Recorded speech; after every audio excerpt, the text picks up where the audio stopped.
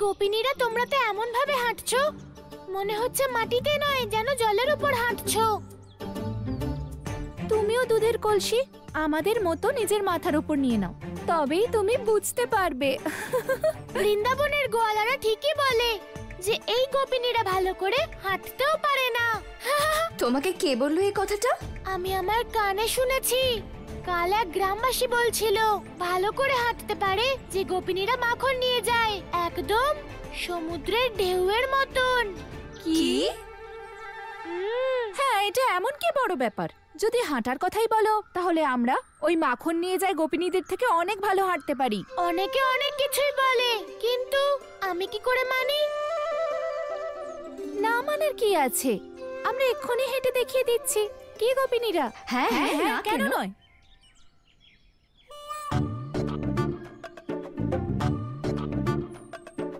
এবার কি বলবে কানাই? কাদের হাঁটা বেশি ভালো, আমাদের নাকি যারা ওই মাখন নিয়ে যায় তাদের? তোমাদের হাঁটাও ভালো, কিন্তু ওই মাখন নিয়ে যাওয়া গোপিনীরা তো এমন ভাবে হাঁটে যেন যমুনার ওপর বয়ে চলা নৌকো। আহা আহা আহা! এবার আমাদের হাঁটা দেখলে ওদের হাঁটা একদম ভুলে যাবে। কি সখীরা?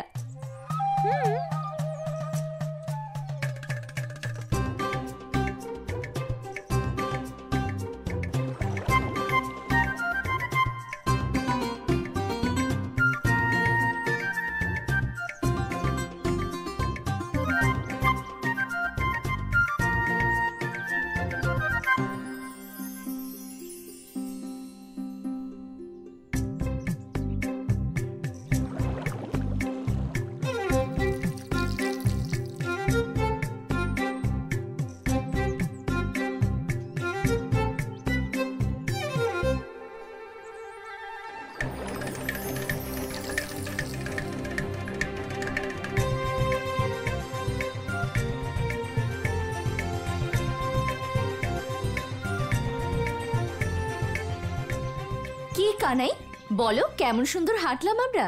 হ্যাঁ গোপিনীরা, আমি তো জানতামই না যে তোমাদের মধ্যেও এত প্রতিভা রয়েছে। এবার গিয়ে বৃন্দাবনের গোয়ালাদের বলে দিও যে আমরাও যারা মাখন নিয়ে যায় সেই গোপিনীদের থেকে কম নই। অবশ্যই বলে দেব, কিন্তু আগে এইটা তো দেখে নি যে তোমরা কতক্ষণ পর্যন্ত এমন সুন্দর হাঁটতে পারো। হ্যাঁ হ্যাঁ, কেন নয়, চলো সখীরা।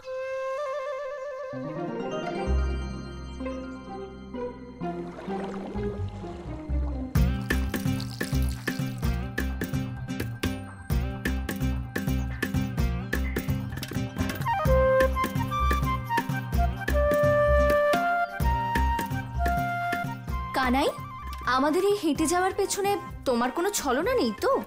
মা ঠিকই বলে, যদি কারোর ভালো করতে চাও সে সব সময় তোমার উপর সন্দেহই করবে।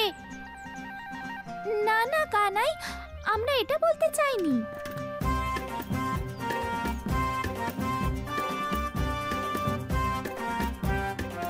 না না গোপিনীরা, আমার তো তোমাদের হাঁটা দেখেই বোঝা উচিত ছিল ভদ্র সভ্য গোপিনীরা কি এমন ভাবে হাঁটে?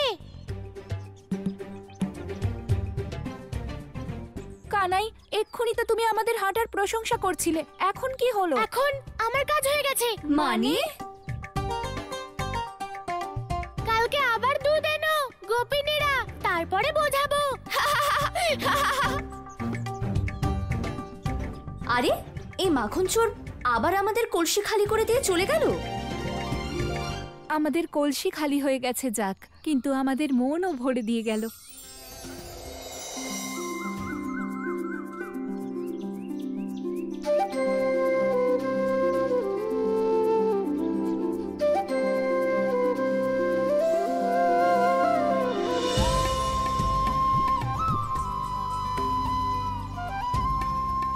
সখারা, কারোর ভাগে দুধ কম পড়েনি তো?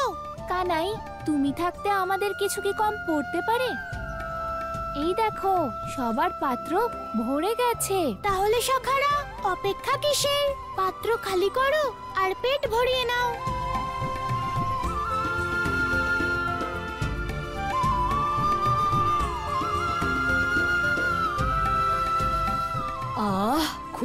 সুস্বাদু। হ্যাঁ সখা, খুব ভালো লাগলো। কি হয়েছে সখা, তুমি দুধ পান করছো না কেন? সখা, তোমাকে ভোগ না দিয়ে আমি কি করে দুধ পান করতে পারি? সখা, তুমি তো জানো যে আমি দুধের থেকে মাখন বেশি পছন্দ করি। হ্যাঁ সুদামা, এই দুধ শুধু আমাদের জন্য, তাই চোখ বন্ধ করো আর খেয়ে নাও। সখারা, তোমরা যাই বলো, কিন্তু এর জন্য আমি ভক্তির নিয়ম বদলাতে পারবো না। যতক্ষণ না কানাই পান করছে, আমিও পান করব না। যেমন তোমার ইচ্ছে সখা।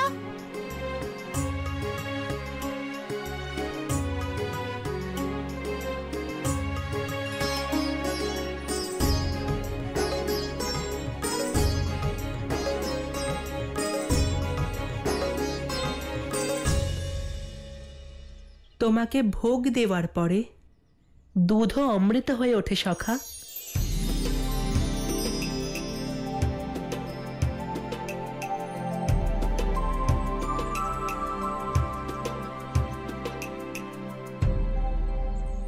সখা সখা, ওই দেখো, মাখন নিয়ে গোপিনীরা বেরিয়ে পড়েছে।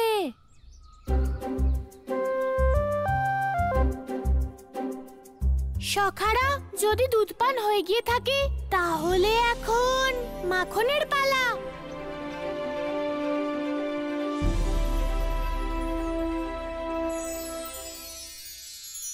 মা, যাই খান না কেন কৃষ্ণ নাম নিয়ে ভোগ নিবেদন করুন, দেখবেন মনে হবে 4 ধামের পুণ্য অর্জন হলো। এই জন্যই বলছি মা, যদি এই মাখন এবার ভগবানকে ভোগ নিবেদন করে খান, তাহলে আপনার ভেতরে যে অশুভ ভাব আছে সব সমাপ্ত হয়ে যাবে। আপনার ভেতরে যে অসন্তোষ রয়েছে, ক্রোধ রয়েছে, তার সব তৃপ্তি আর শান্তিতে পরিবর্তিত হবে। মনে তৃপ্তি আসলে ব্যবসা আর হয় না। ব্যবসা, আমার মনে পড়লো আমাকে অন্য জায়গায় গিয়ে মাখন বিক্রি করতে হবে। সখা, মাকে এটা তো বলো, যখন মানুষ তার ইচ্ছের বিরুদ্ধে গিয়ে কোনো কাজ করে তখন তার কি পরিণতি হয়, আর তোমার সাথে কি হয়েছিল? তাহলে শুনুন মা,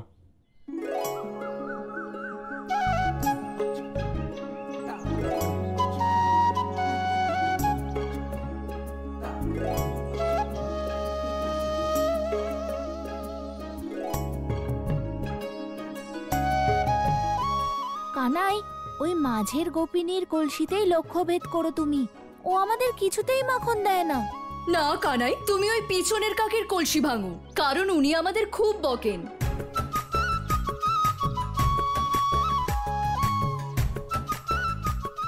চিন্তা করো না সখারা, আজ সবার কলসি একসঙ্গে ভাঙবে।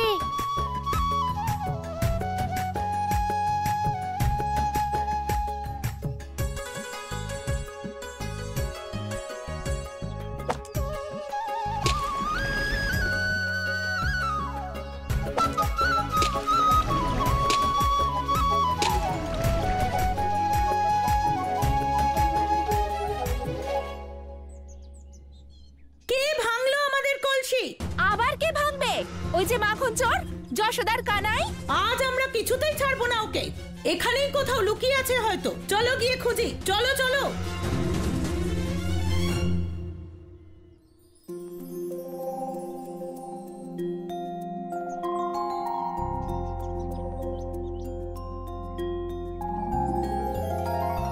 গোপিনীরা এই মাখন বিক্রির জন্য নয়, বরং মিলেমিশে খাওয়ার জন্যে।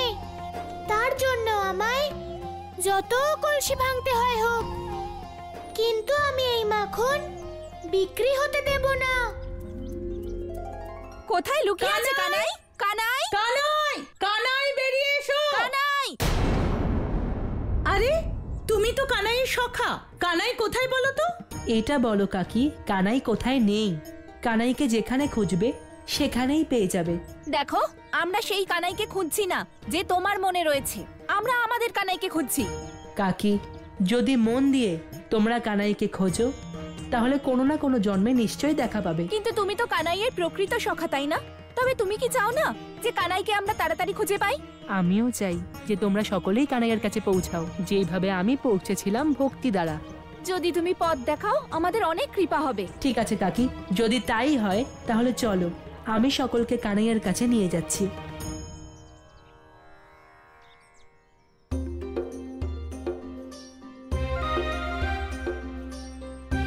কানাই, তুমি আমাদের কত খেয়াল রাখো, আমাদের জন্য কলসি ভাঙো, মাখন নিয়ে আসো। তুমি আমাদের প্রকৃত সখা। কানাই, তোমার মতো মিত্র এই সংসারে আর কেউ নেই। আরে সখা, মাখন খাও, বেশি কথা বলো না, কারণ প্রকৃত সখা নিজের সখার প্রশংসা মনে মনে করে, মুখে নয়। কানাই, দেখো আমি তোমার কাছে কাদেরকে নিয়ে এসেছি।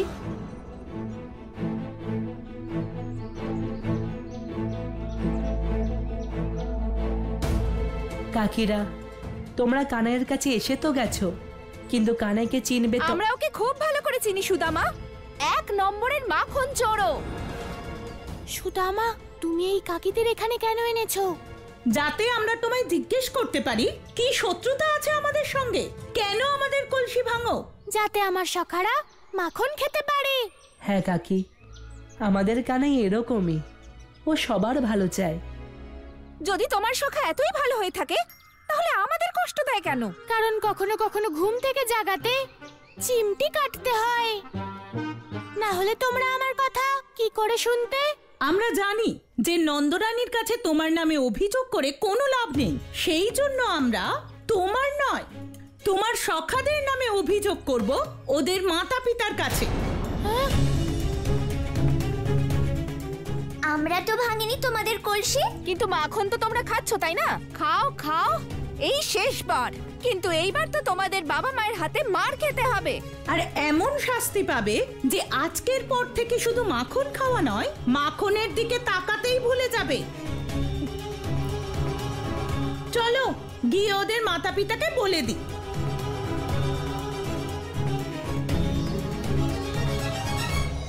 সখা, এ তুমি কি করলে?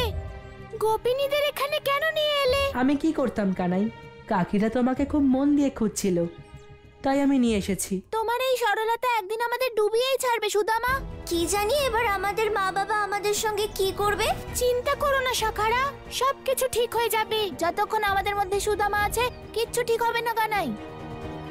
না ও চুরি করতে পারে আর না লুকোতে পারে। সত্যি তো এটাই, সুদামা সংসারের কিছুই বোঝে না, সরল মনে সবাইকে সবকিছু বলে দেয়। হ্যাঁ কানাই, সেই জন্য সুদামার এই সরলতা আমাদের কাছে শত্রুর সমান। সখারা, যদি আমি কোনো ভুল করে থাকি তাহলে আমায় ক্ষমা করো। আমাদের ক্ষমা করা বা না করা গুরুত্বপূর্ণ নয়, কারণ এই ভুল তুমি পরেও করবে সুদামা। আর সমস্যাটা হলো তুমি বুঝতেই পারবে না যে তোমার ভুলটা কি। চিন্তা করো না সখারা, যদি আমরা ধরা পড়ে যাই তাহলে আরেকবার আমি তোমাদের জন্য কলসি ভেঙে মাখন নিয়ে আসবো। তুমি বুঝতে পারছো না কানাই, সবার বাবা মা তোমার বাবা মার মতো নয়। এবার আমাদের মাখন খাওয়া চিরকালের মতো ছেড়ে দিতে হবে। চলো সখারা। সখারা,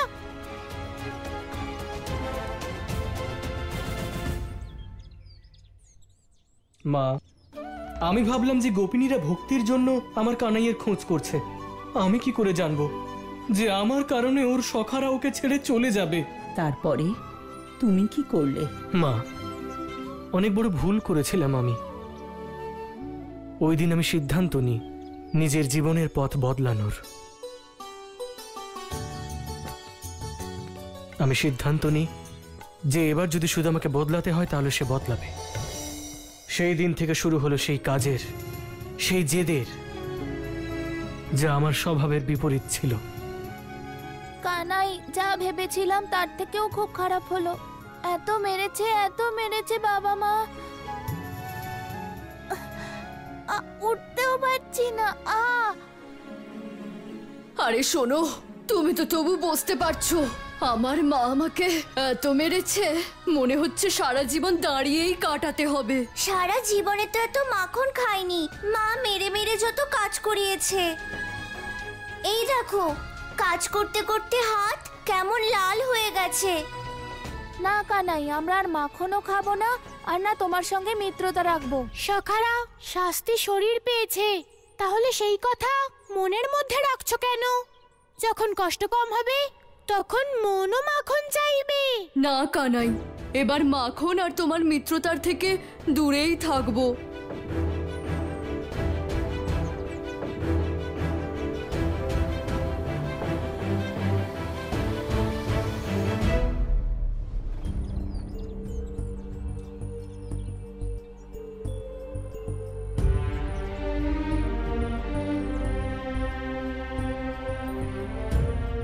সখারা, আমার ভুলের শাস্তি তোমরা কানাইকে দিচ্ছ।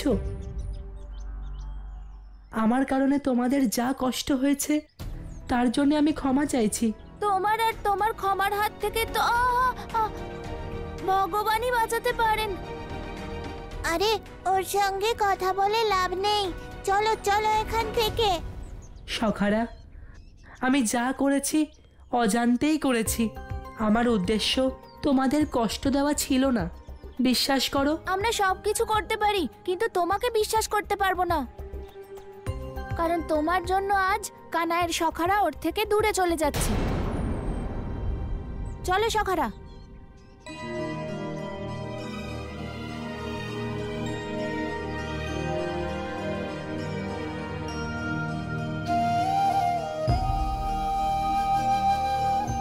কানাই, এ আমি কি করলাম? কানাইকে তার সখাদের থেকে দূরে করে দিলাম। সখা, এতে তোমার কোনো দোষ নেই। তুমি আমার সখাদের চেনো না। যত তাড়াতাড়ি ওরা রেগে যায় তত তাড়াতাড়ি ওরা শান্ত হয়। না কানাই, আমি সিদ্ধান্ত নিয়ে নিয়েছি, আমাকে তোমার সখাদের বিশ্বাস অর্জন করতেই হবে। সিদ্ধান্ত? কি সিদ্ধান্ত সখা? যতক্ষণ না কলসি ভেঙে আমি তোমার সখাদের মাখন খাওয়াচ্ছি ততক্ষণ তারা বিশ্বাস করবে না। তুমি কলসি ভাঙবে?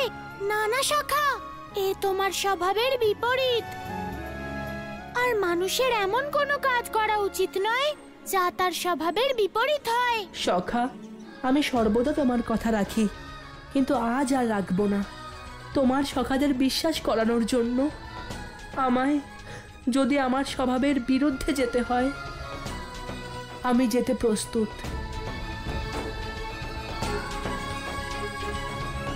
মা, কানাই আমাকেও বুঝিয়েছিল, কিন্তু আমিও ঠিক তেমনই বুঝিনি যেমন আপনি এখন বুঝছেন না। বোঝার মতো কথা বললে তবে তো বুঝবো।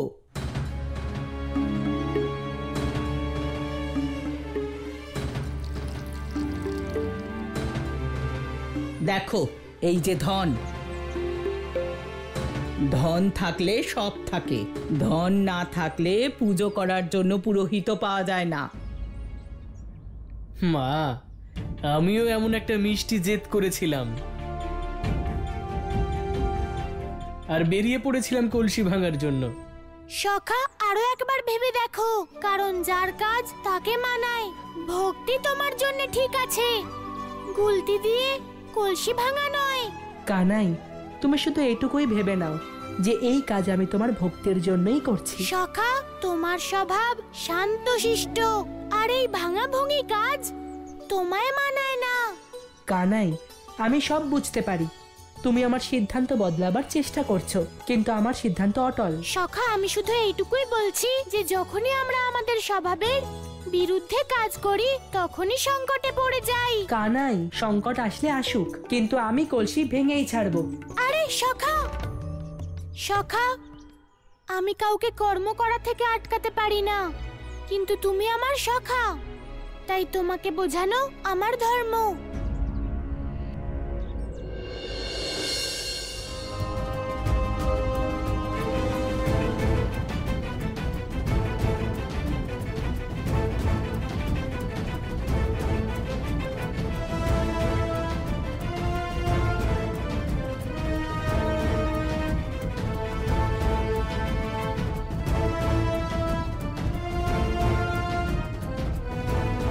আমার এমন একটা কলসির প্রয়োজন যেটা মাখনে ভরা।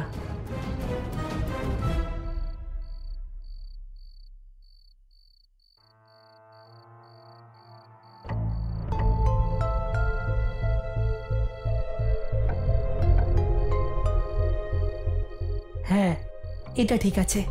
যদি এই মাখন আমি আমার সখাদের খাওয়াই তাহলে ওদের বিশ্বাস অর্জন করতে পারবো।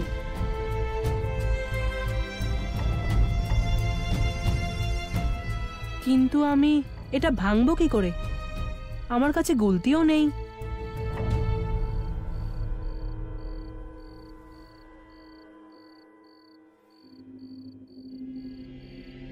যে ঘুমিয়ে থাকে তার ভাগ্যও ঘুমিয়ে থাকে, যে জেগে থাকে সেই পায় সবকিছু। যারা ঘুমিয়ে আছো জেগে ওঠো।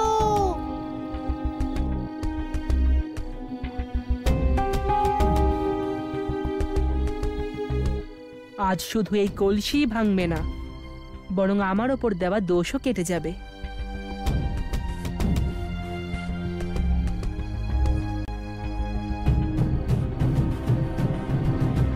ভক্ত সুদামা, এত রাতে এখানে কি করতে এসেছো? আমি আমি ওই কলসি ভাঙতে যাচ্ছিলাম। জিজ্ঞেস না করেই? আপনারা ঘুমিয়েছিলেন তো, তাই। এখন আপনারা উঠে গেছেন, তাই জিজ্ঞেস করে নিচ্ছি। এবারে কলসি ভাঙি। তাহলে লাঠি দিয়ে তোমায় মারি? কাকি, তারপর আমি ওই কলসি ভাঙতে পারবো? সাহস দেখো একবার এর! পালাও এক্ষুনি এখান থেকে।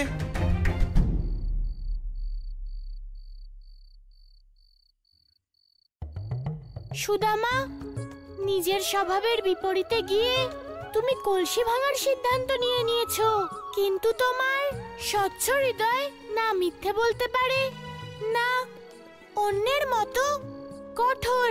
তাই আমি তোমায় এই সাংসারিক বন্ধনে আবদ্ধ হওয়া থেকে বাঁচাচ্ছি।